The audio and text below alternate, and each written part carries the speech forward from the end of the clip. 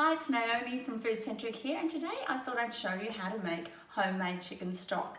So I'm making a big pot today. I've already put some water in here. Don't ask me how much. It's sort of really enough to sort of cover all the ingredients that I'm putting in there. The first thing, we're going to add some veggies to it. So I've got some onions here. I'm using red onions simply because that's what I had. They probably will add a little extra colour to the stock.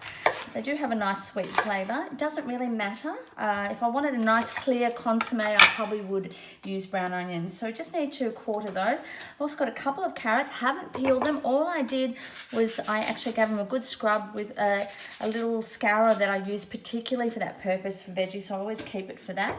And just give them a clean and then chop them into big chunks, but we do want to remove the little end of the carrot. So I'll get that one off first before I chop the rest. So yeah, just big chunks of carrot are going into the pot as well. This is a real basic stock, the basic flavours that are usually onion, carrot and celery. A little bit of celery, I'll just get rid of those ends. And again, no need to do anything apart from wash them in with the celery. And I'm actually going to put some of the celery leaves in as well because they give a great flavour. Now some more aromatics, some peppercorns, just about a teaspoon of those. Bay leaves, people will often say add one. I always like to add two because I really like quite a bit of flavour. Some salt, a couple of tablespoons of salt going in there. And some fresh parsley from my garden actually, together with the stalk. So that's all ready to go. Now let's get the chicken ready. So there's a couple of things you can do here. This is a real basic stock, so I'm just using a chicken that I'm going to joint. Look at this beautiful little free-range beauty that I have here. So if I'm doing this, I'm trying to get 2 meals out of 1 chook. I actually won't use the breast in making the stock, so I really just want to remove that, and I'll probably pan fry those or make schnitzel out of them or something like that. So we'll remove those first. There's so much meat and flavour. There's meat on the carcass and flavour in the bones themselves, that's really what we're trying to extract in making the chicken stock.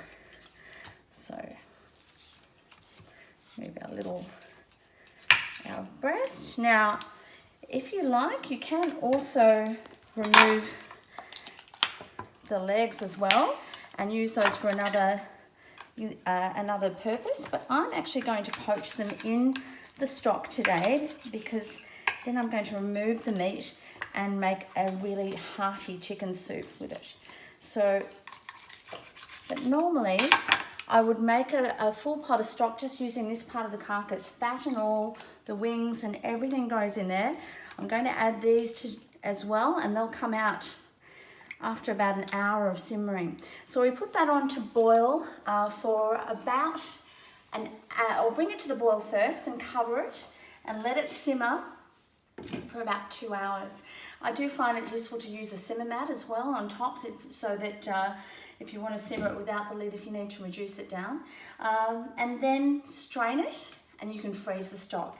Another great tip, if you want a really rich flavoured stock, is actually to use roasted bones from your chicken. So if you've roasted a chicken, joint it and use the carcass and pop it in the freezer, and then you can use it in your chicken stock, or even fry the chicken a little bit and you'll get some more flavour there.